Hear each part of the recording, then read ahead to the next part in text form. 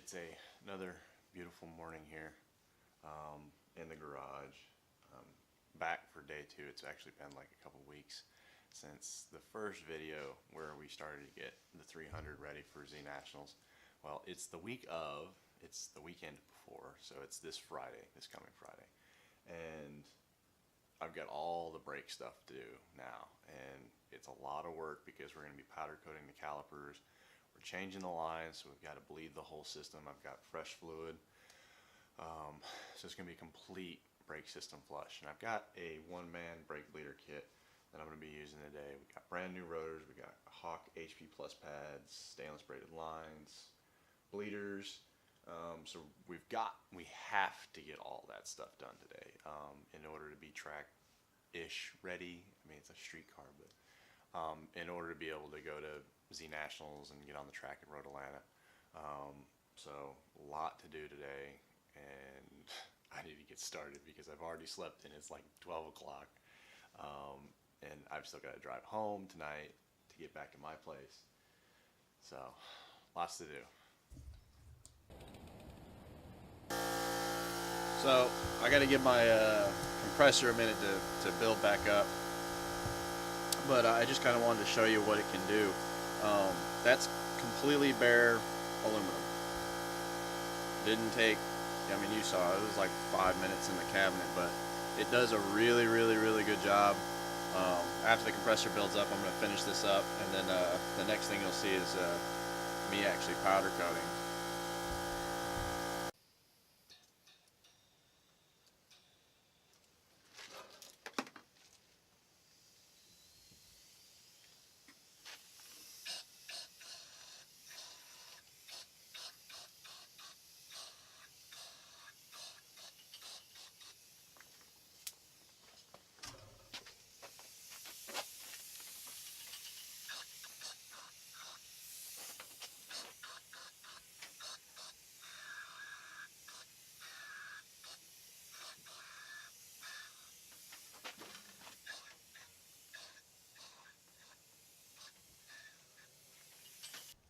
That right there is what it looks like with just the powder on it by itself.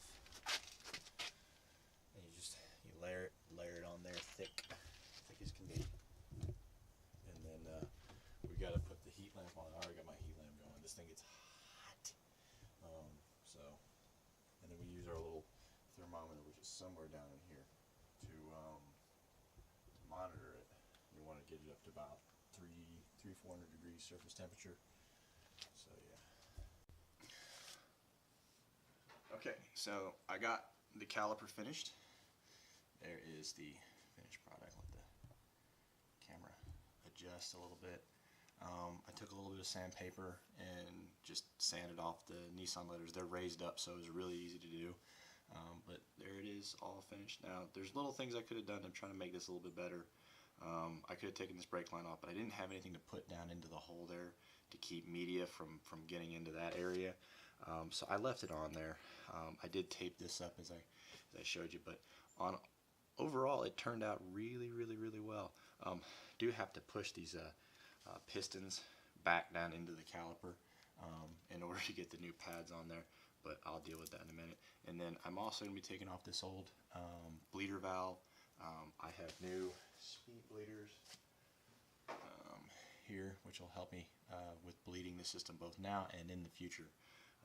So I'm going to start putting this all back together. The first thing I'm going to do is actually just bolt the caliper on, because it's so much easier to work with once I've got it on there. So I've got to put the pads in it and put the whole assembly together. So let me deal with that. So here is the results of our brake bleeding. That is the scuzz, the swamp water. That is probably 26-year-old brake fluid. Probably never ever been changed, or hasn't been changed in a really long time. It did have factory Nissan brake pads on the rear, which was kind of funny because that either means that they haven't been changed since this thing was out of warranty, probably 16 years ago, you know, depending on what the warranty was for it or how long they kept it under warranty. And this is some nice clean brake fluid, a little bit of particulate down in the bottom of it. But that's what you want it to look like, not that. And show you the finished product of the rear brakes. There you go, shiny. Just a little bit of sandpaper, like I said. Did the Nissan emblems, new rotors.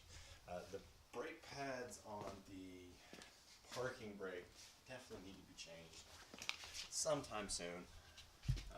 There's the other side, but it looks great. I like it. I'm happy. I'm gonna throw the wheels and stuff back on there. It's Tuesday. I didn't get everything done that I needed to on Sunday. I just ran out of time, but that's what happens when you sleep in till like 1, 2 o'clock, and then you try to get up and get stuff done. You run out of time. The other big thing, the reason I couldn't really finish on Sunday was my car is a 90, a naturally aspirated 90 model car. And the 90 model cars have the same calipers and the same brake system, but Nissan, I'd imagine it was a sales gimmick, but they made the rotors smaller. It's wonky. Nissan got rid of it after the 90 model year, but I got the calipers powder coated, blasted and powder coated, and one of them's already cooling off. The other one's melting and getting ready to, it's almost done. And then I'm changing the oil. I'm gonna run a heavier weight oil. So I run 530 in it usually, and even with 530, if I drive it for a long time or I beat on it a little bit, I can notice that the oil gets kind of thin. It's fine for autocross because I mean you make a run and you come back and it cools off, and put 5W40 in it for the track day, and hopefully that'll hold up better. I really wanted like a 50 weight oil. I know that sounds like really high, but a lot of the stuff I read from guys that have run cars, they go with a heavy stinking oil because it's going to take a beating. And race cars usually have, their tolerances are set up different. So mine's not a race car though. It's a factory car with, probably I'd say it's got some miles on it.